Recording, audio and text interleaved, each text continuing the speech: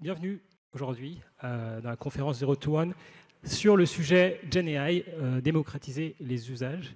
Moi, il y a quelques semaines, on m'a appelé en me disant Jimmy, est-ce que ça t'intéresse d'animer une table ronde sur ce sujet, GenAI, démocratiser les usages? Quand j'ai entendu ça, je me suis dit, mais bien sûr, évidemment, avec grand plaisir, mais par contre, on va voir qui autour de la table. Je ne savais pas, en fait, qu'on avait des boîtes aussi incroyables en France sur ce sujet. Pour moi, c'était la chasse gardée de la Silicon Valley, ou peut-être des Chinois qui avaient des techs hyper avancés sur ce sujet.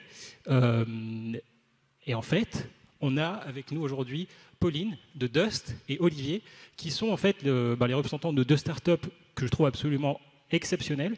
Et on a la chance de les avoir pendant 45 minutes pour poser plein de questions. Je me présente brièvement, je m'appelle Jimmy. Donc moi, j'ai mes bureaux juste à côté au H7.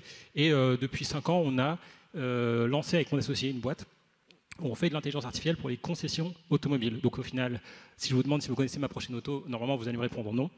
Par contre, j'espère que ça sera un peu différent pour Dust et Photoroom. Donc je vais commencer par demander à Pauline de se présenter, qui a un profil assez intéressant puisque elle a une approche avec les sciences humaines, donc on aura l'occasion d'en reparler. Mais Pauline, si tu veux nous expliquer un peu ce que tu fais chez Dust, ça serait super. Merci. Merci beaucoup Jimmy pour l'intro et bonjour à tous, bonjour Lyon. On est très très heureux tous les trois d'être ici avec vous et j'espère que vous allez passer un bon moment à nous poser plein de questions, potentiellement aussi. Donc voilà. Donc on m'a demandé de me présenter. Donc moi c'est Pauline. Je suis une ancienne du conseil en strat. Ensuite j'ai rejoint une plus petite structure qui s'est faite. Non, je suis une co-dirigeante et qui s'est rachetée par un gros groupe. Et je suis partie. Je voulais remonter une entreprise.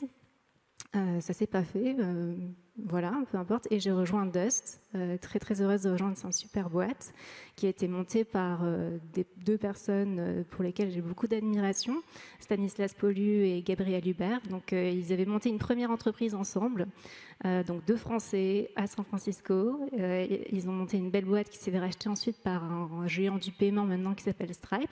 Donc ils ont fait partie de l'aventure Stripe. Ensuite, ils sont séparés. Il y a Stanislas qui a rejoint OpenAI en tant que chercheur-ingénieur et Gabriel qui est devenu CPO de chez Alan, que vous devez connaître.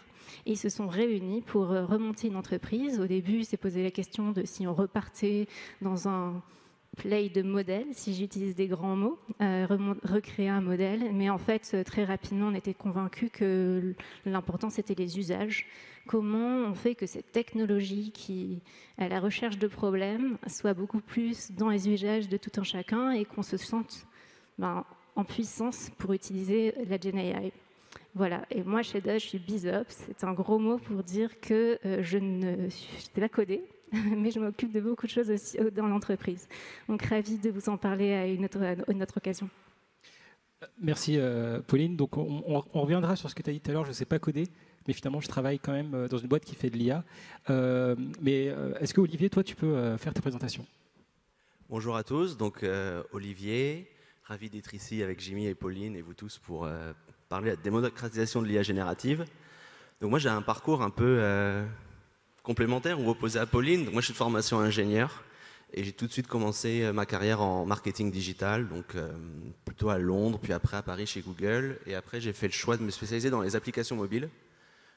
Photoroom en est une. Et donc à l'étranger, à Berlin pour des studios de jeux. Plus récemment chez Molotov, l'application de télé, que sans doute certains d'entre vous connaissent, où j'étais vraiment en charge de faire croître le parc utilisateur de Molotov. Et il y a 4 ans maintenant, j'ai rejoint Photoroom.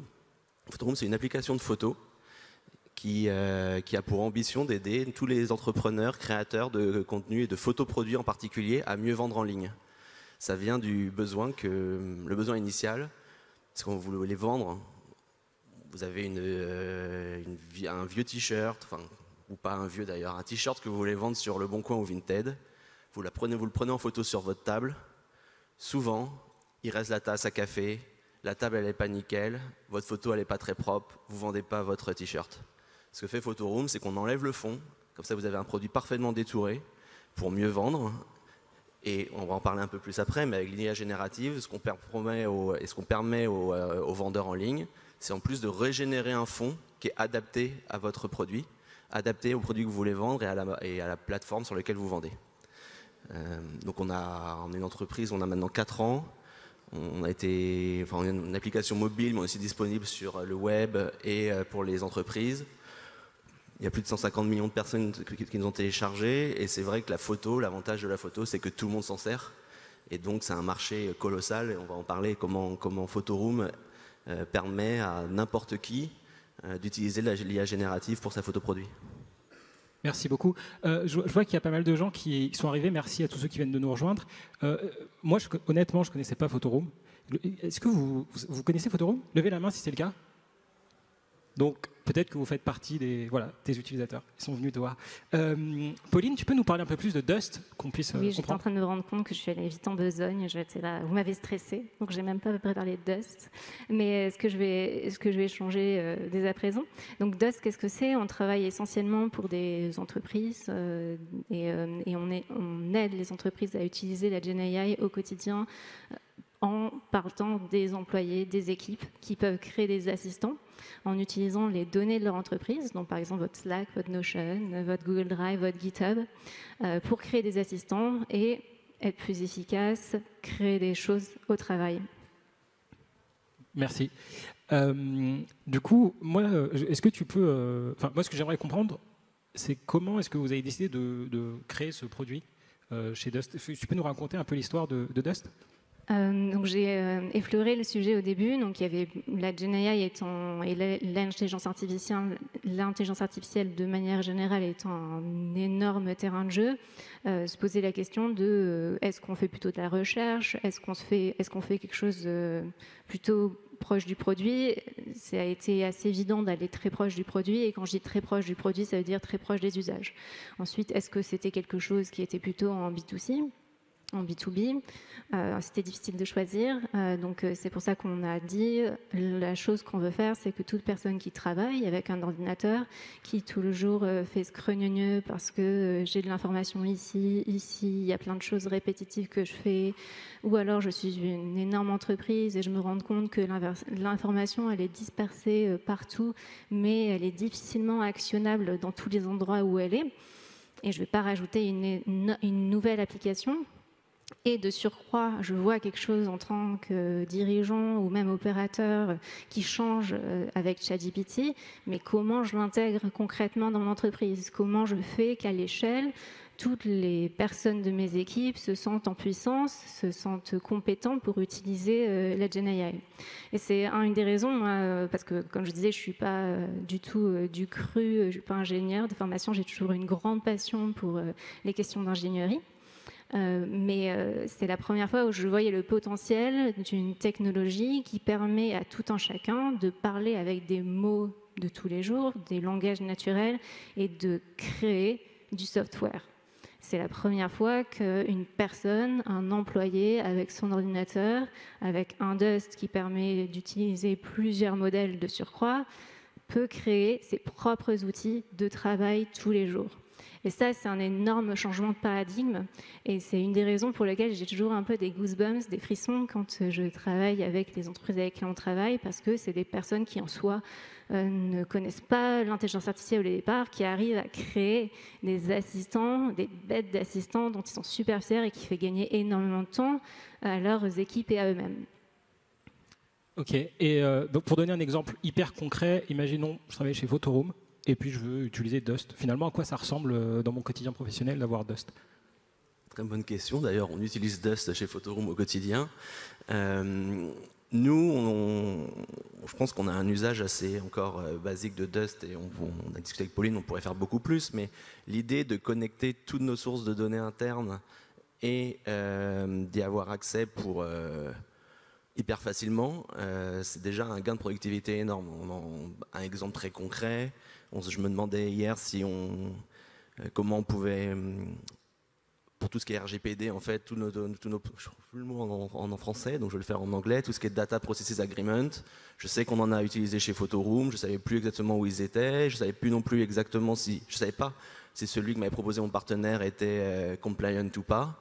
Grâce à Dust, j'ai pu très facilement le récupérer et pouvoir facilement comparer, savoir s'il était bon ou pas. Ça nous sert aussi beaucoup au service client, par exemple, pour retrouver facilement des problématiques qu'on a pu avoir avant, les bonnes réponses aux demandes qu'on peut avoir au support. Et avec le support de Photoroom, on gère aujourd'hui, grâce à des outils comme Dust, on va gérer plus de 1000 demandes par jour avec une équipe de 2-3 personnes. Donc c'est vraiment un gain de productivité énorme, quoi. Bon, bravo la French Tech. Donc on a avec Dust un espèce de super assistant pour toutes vos tâches dans le quotidien pro. Plusieurs assistants. Plusieurs. Et l'assistant photo si vous voulez vendre vos biens sur Internet. Est-ce que vous pouvez me parler un peu de la vision de vos fondateurs ou même vous de votre vision dans votre métier? Qu'est-ce que vous voulez atteindre en fait comme objectif avec ces solutions? Bien sûr. Donc la vision, elle est très dans les usages. Encore une fois, je me répète, mais c'est vrai. Il y a une des convictions profondes qui est, je pense, très partagée avec Photoroom, c'est que les modèles, on est au dos. Donc quand je dis les modèles, désolé, on parle de large language model. Donc c'est ce qu'il y a derrière ChatGPT que vous avez pu utiliser, mais il y a aussi Google, ils ont Gemini, par exemple. Vous avez peut-être utilisé Gemini. Petit sondage. Qui a utilisé ChatGPT? Ok. Qui a utilisé Gemini? Avant, ça s'appelait Bard. Moins, ok. Qui a utilisé Claude de Anthropic? J'adore Claude, moi je suis une grande fan de Claude. Tout le monde, je sais que mes collègues vont se moquer de moi là, à cet instant même. Qui a utilisé Mistral? Voilà, donc vous voyez, et en fait il y en a plein d'autres. Il y a aussi des modèles qui sont open source, qui sont créés notamment par Meta. Donc il y en a plein et on pense que demain il y en aura de plus en plus. Des tout petits, des moyens, des grands, des qui vont servir à ça, d'autres à autre chose, et que ça va être de plus en plus une commodité aussi. Donc notre conviction sincère et profonde, c'est qu'il y a il y a des entreprises qui préfèrent faire le pari plutôt de l'agnosticité, donc d'avoir accès à plusieurs modèles plutôt que de tout construire sur un seul modèle. Donc ça a été très fort dans la vision. Et ensuite, là j'ai beaucoup prononcé ce mot modèle, mais il y a aussi la question des usages. Ok, je fais du ChatGPT, c'est sympa, je parle, c'est sympa, mais à quoi ça me sert concrètement? Et le pari qui a été pris, c'était encore d'aller sur quelque chose de très horizontal, parce qu'on aurait pu dire on va faire l'utilisation de plusieurs modèles sur la voiture ou sur telle industrie.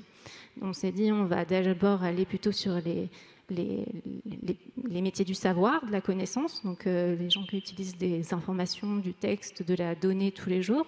Mais en plus, on va couvrir toutes les équipes de l'entreprise. Parce qu'en fait, qui est mieux placé que vous au jour le jour, qui connaissez bien votre métier, qui connaissez bien vos collègues, qui connaissez bien vos utilisateurs, pour packager avec des assistants des extensions de votre équipe qui vont vous permettre de faire des choses que vous n'arrivez pas à faire aujourd'hui. Vous êtes les seuls à pouvoir le faire. Donc ça, c'est un des gros enjeux aussi, et c'était une des volontés très tôt de Dust, de pouvoir servir autant des personnes non ingénieurs dans toute l'entreprise et avoir un produit suffisamment aussi intéressant, profond, pour des ingénieurs qui veulent faire des intégrations beaucoup plus poussées. Voilà.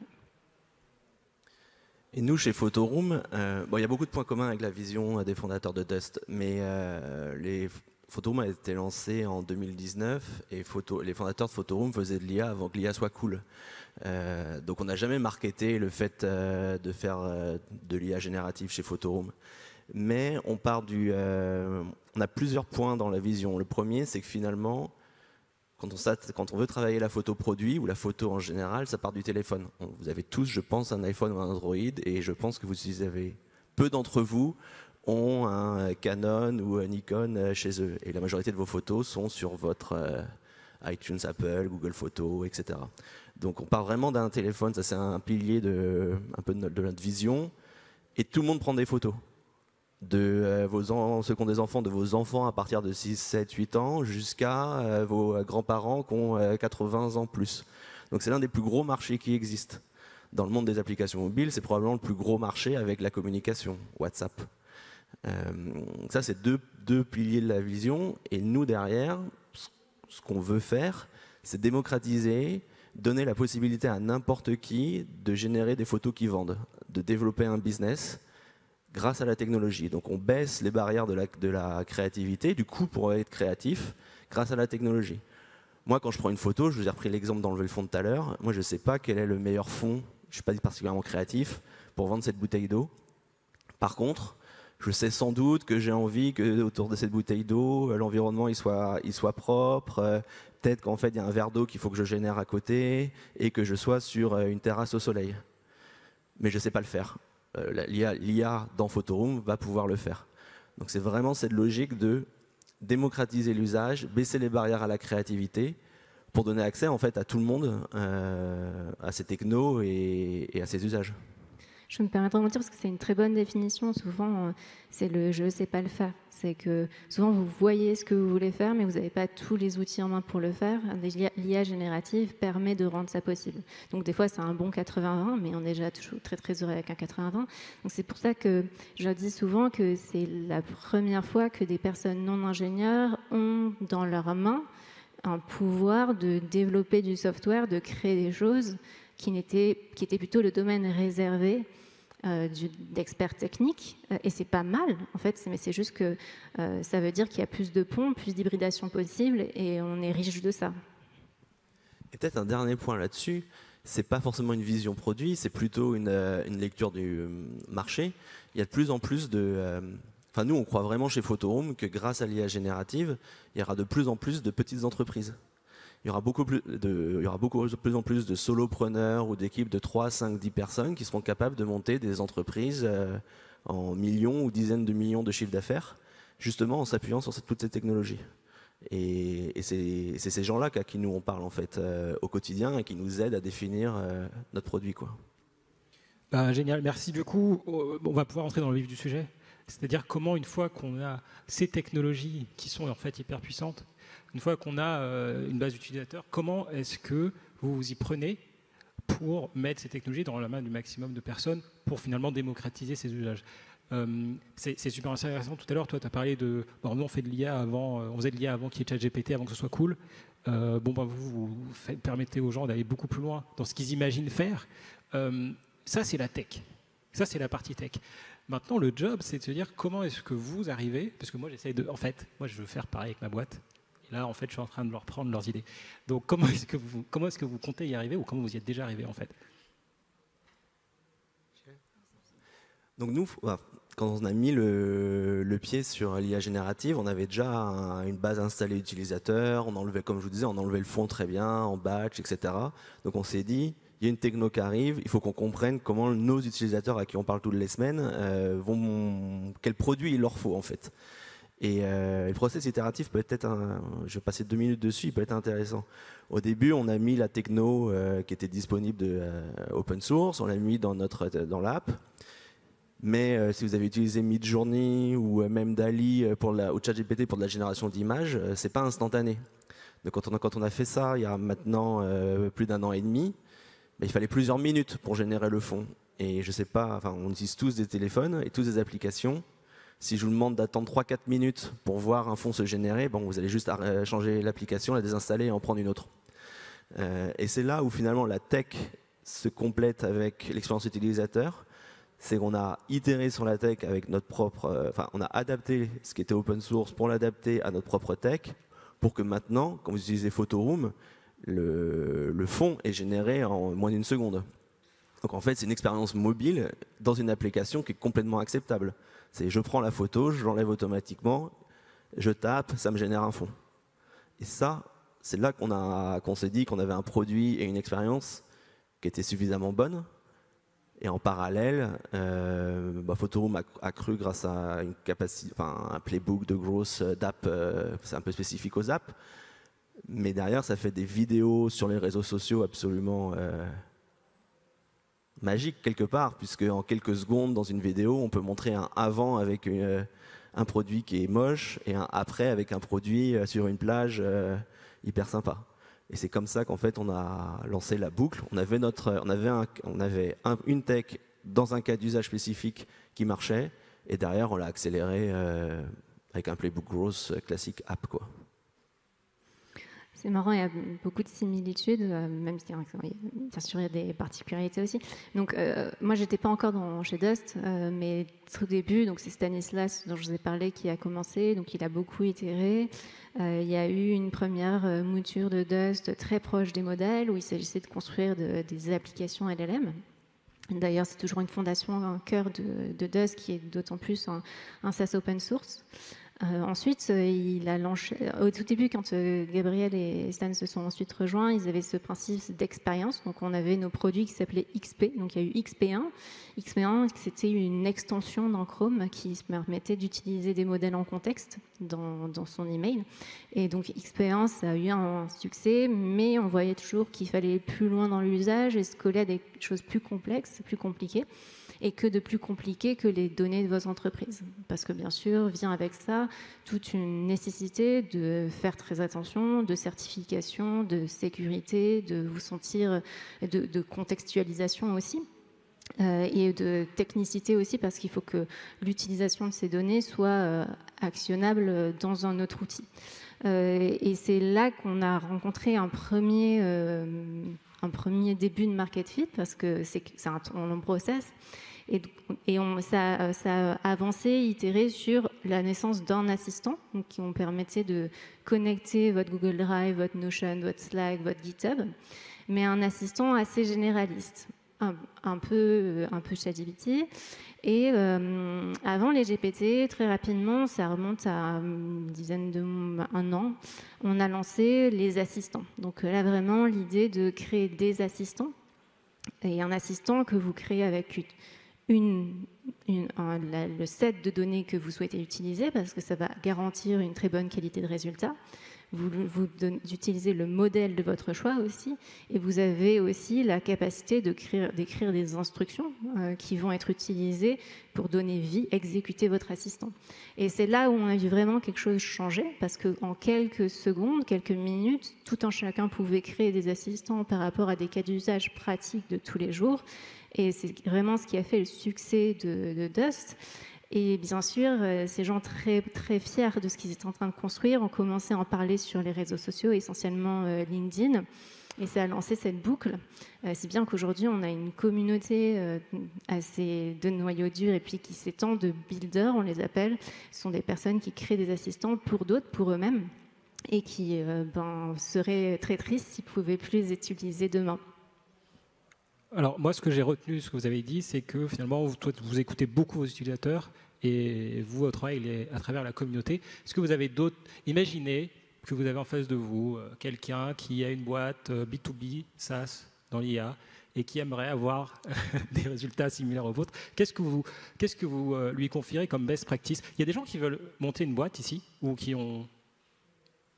D'accord. Vous imaginez qu'il y a 10 personnes en face de vous qui veulent monter une boîte. Qu'est-ce que vous avez envie de partager comme best practice pour aider à démocratiser toutes ces technologies? C'est dur comme question. Moi, je pense que tu as raison quand tu dis qu'on l'a construit autour des utilisateurs. Et je pense que c'est un peu la rencontre d'une tech qui est disponible avec un usage. Donc si demain, j'ai un entrepreneur qui cherche à se lancer, et je ne pense pas qu'on se lance dans l'IA, je pense qu'on se lance pour résoudre un problème utilisateur, et que l'intelligence artificielle est une manière d'accélérer ou d'atteindre son objectif. Si je reprends notre exemple, nous, notre problème, c'est d'aider les gens à mieux vendre. Et l'IA nous permet justement de les aider à mieux vendre. Mais ce n'est pas l'IA qui fait mieux vendre, c'est vraiment la rencontre de cette tech avec un problème utilisateur et un usage, quoi. Absolument d'accord. Nous, clairement, le problème qu'on essaie de résoudre, c'est comment faire que on soit toujours riche de ses apprentissages au travail, et qu'on se sente maître de son outil du quotidien, qu'on se sente capable d'avoir l'impact que l'on souhaite tous les jours par rapport à ses clients, par rapport à ses collègues. Donc ça, c'est quelque chose qui est un driver très fort chez Dust. Et bien sûr, après, on a la chance d'avoir Stanislas qui a participé à construire ces grands modèles. Donc, je pense que c'est cet équilibre des deux qui fait qu'on y arrive. Donc en termes de bonnes pratiques, je dirais que être très proche de vos utilisateurs, et surtout être ravi des fois de faire des trucs qui ne servent à rien ou qui finalement vont servir. Enfin, je veux dire que des fois, il y a une espèce de volonté d'avoir une réponse rapide, de pas itérer parce qu'on a peur de se disperser, d'être très... il vaut mieux avoir un objectif un peu large, comme un horizon, et lancer plusieurs petits tests que se dire c'est ça mon idée, ça ressemblera à ça, parce que je pense que c'est le plus difficile ensuite, parce que bien sûr on tombe amoureux et c'est difficile, le divorce c'est toujours très dur.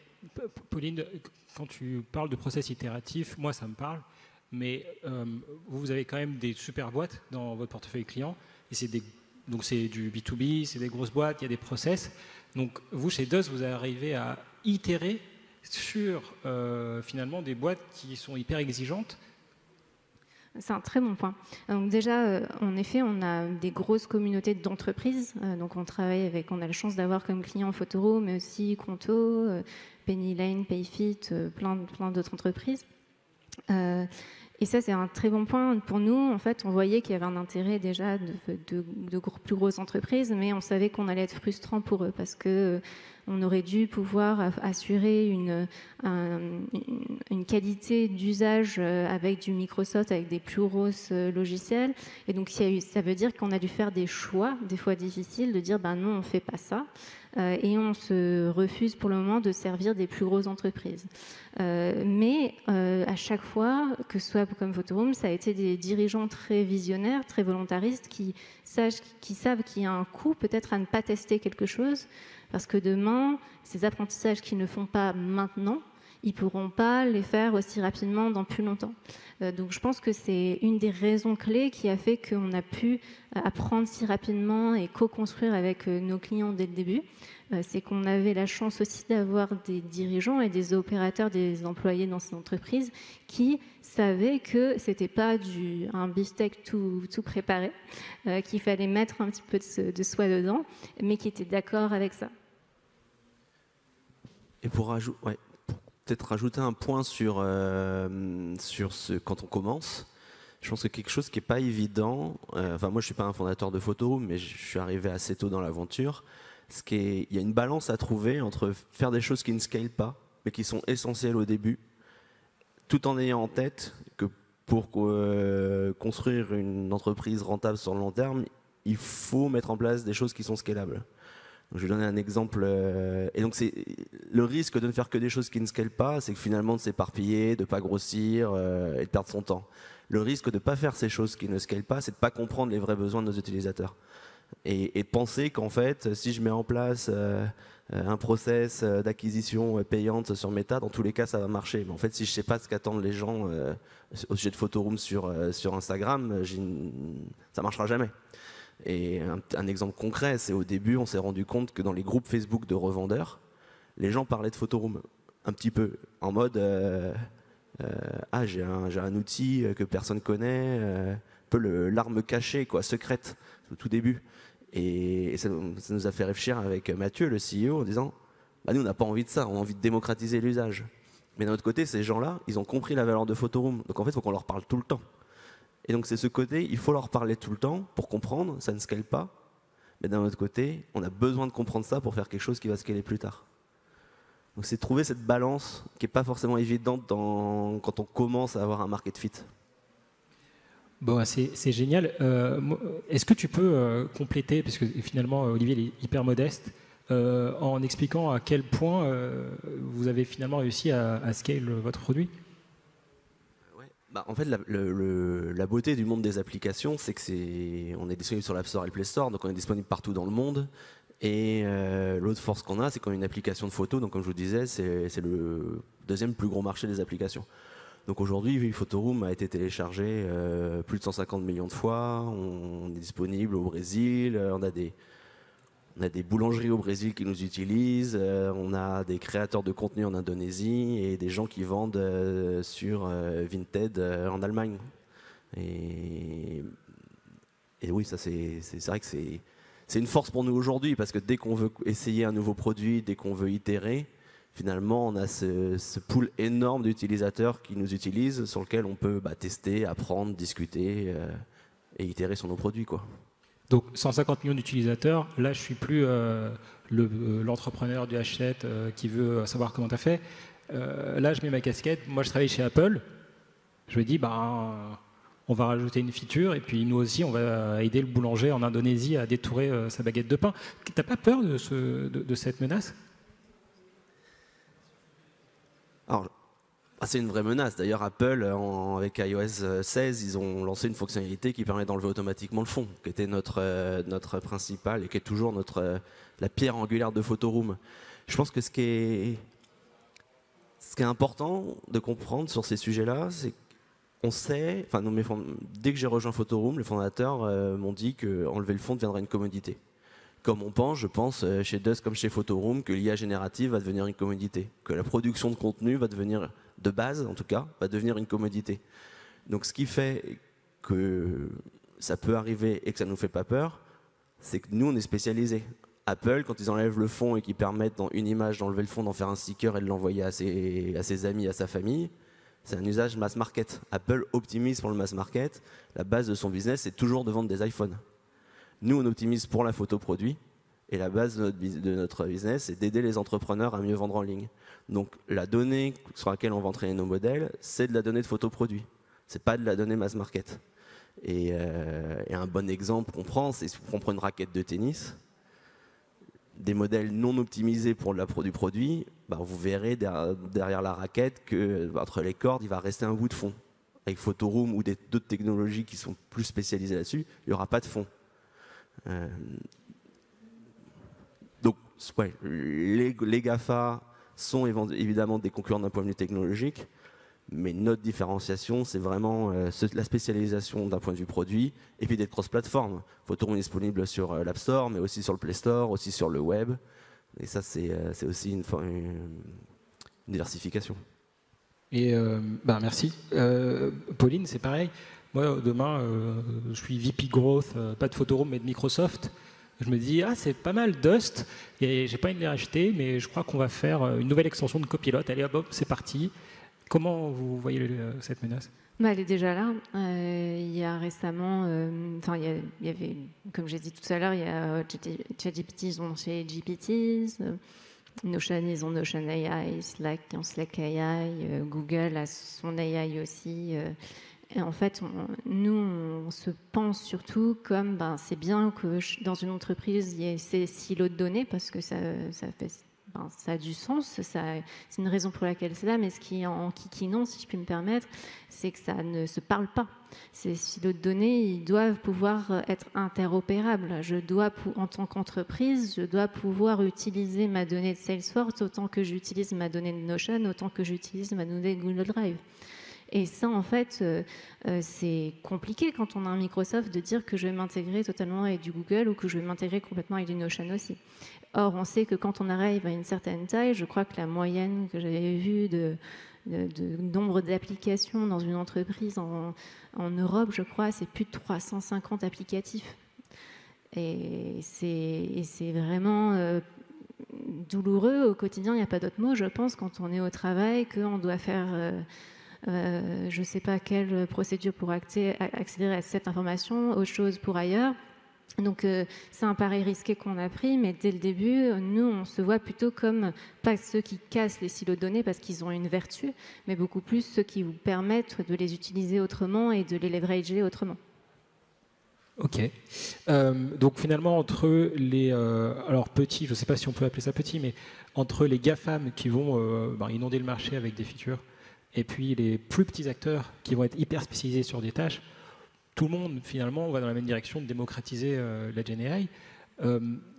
Comment est-ce que vous voyez le futur proche finalement de le quotidien dans le monde professionnel ou le quotidien avec la GenAI?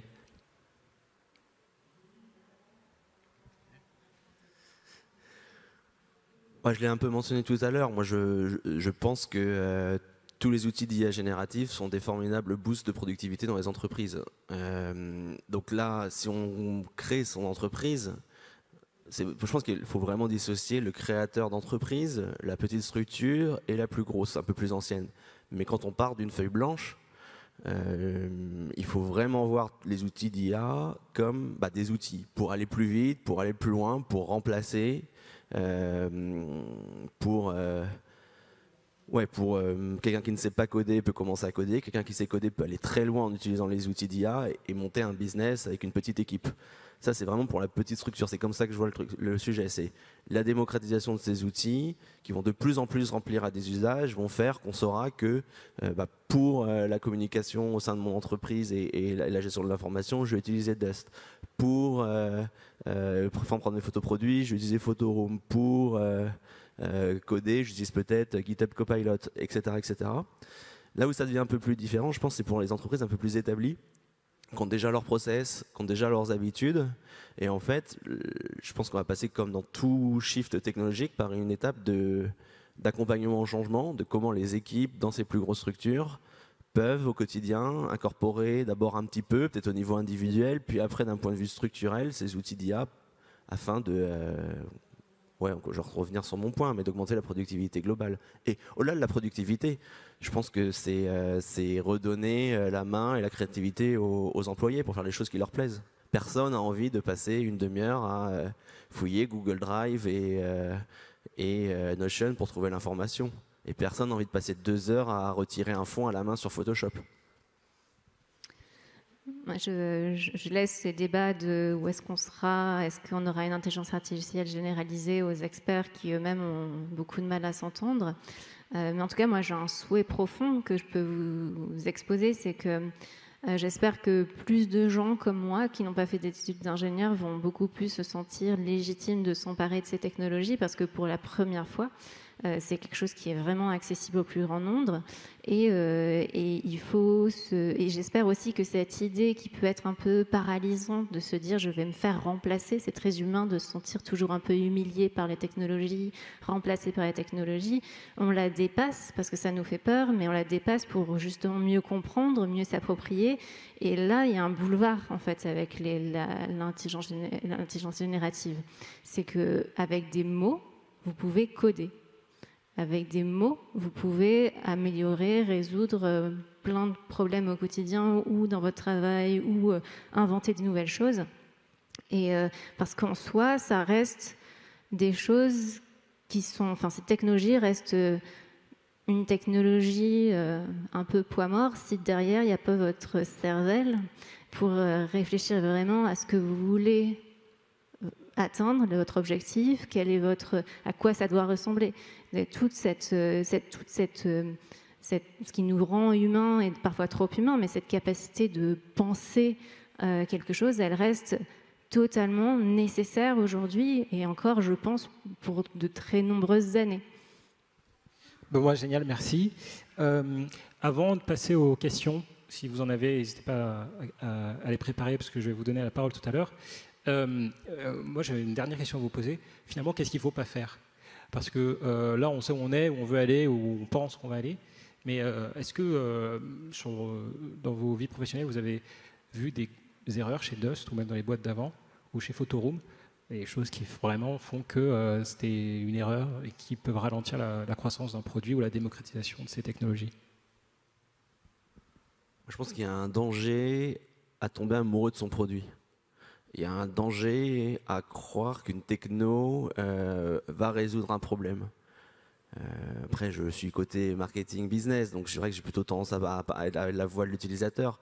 Mais je pense vraiment qu'un bon business, c'est la rencontre, dans ces industries-là, c'est la rencontre d'une tech avec un besoin utilisateur.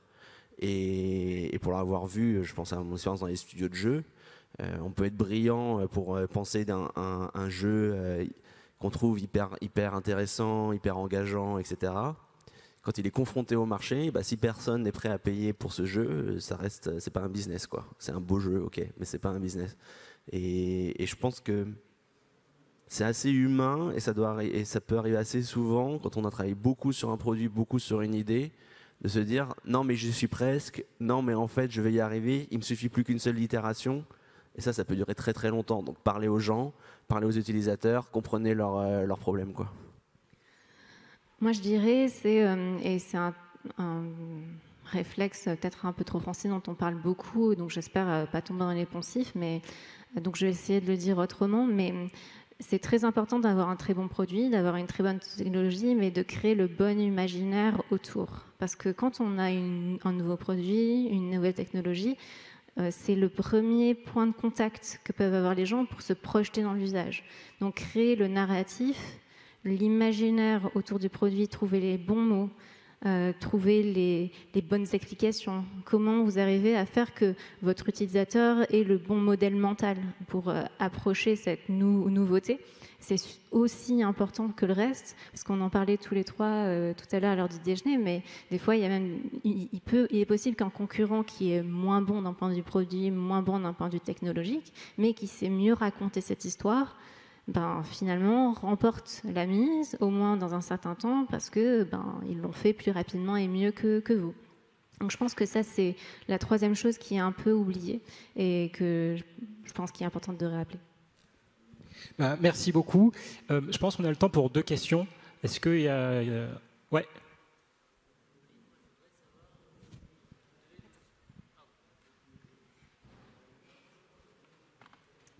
Merci Pauline. Merci. Pauline, je voudrais savoir si vous devez, chez Dust, plutôt votre succès commercial en fait, aux efforts qui ont permis de démocratiser pour que les utilisateurs en fait, demandent à leur manager d'acheter la solution, ou si au contraire, plutôt, vous devez convaincre les managers, les dirigeants des entreprises? C'est une très bonne question. Et on a vraiment les 2 cas de figure.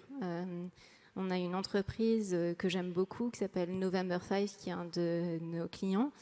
C'est une personne dans l'entreprise qui était proche, bien sûr, des décisionnaires, qui s'est emparée et qui a commencé à créer des assistants pour ses équipes. Les assistants ont remporté un grand succès et finalement, ça a été adopté partout dans l'entreprise et notamment aussi par les dirigeants. Et après, je pense que vous avez peut-être entendu parler de Alan qui est toujours, ou même de Conto, qui ont été toujours très volontaristes dès le début, très visionnaires sur ces sujets, mais même Payfit, Penny Lane. Donc je pense que c'est un peu des deux, mais la morale à chaque fois, c'est quand même qu'il y avait une personne qui y croyait. Est-ce qu'il y a une deuxième et dernière question? Ouais.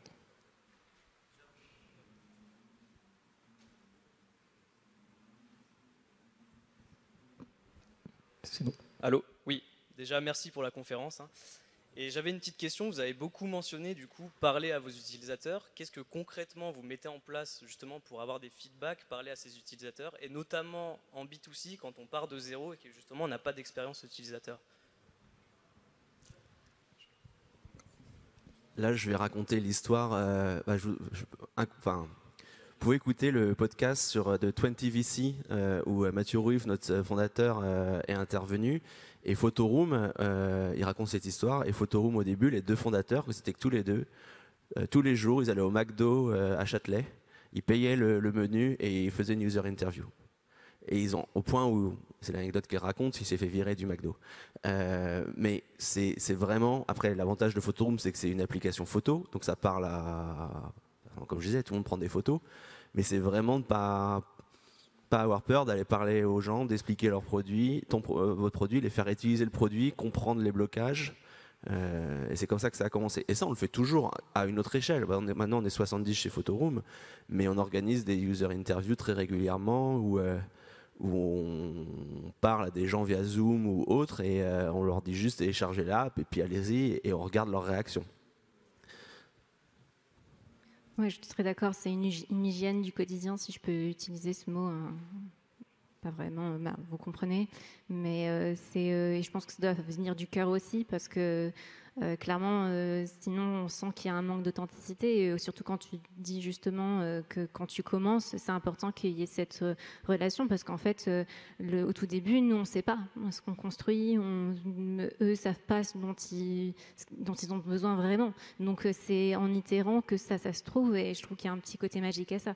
Mais ouais, c'est un truc du quotidien qui se fait plus que ça s'écrit, quoi. Bon, eh ben, merci à tous les deux, c'était super intéressant. Il faut absolument les applaudir.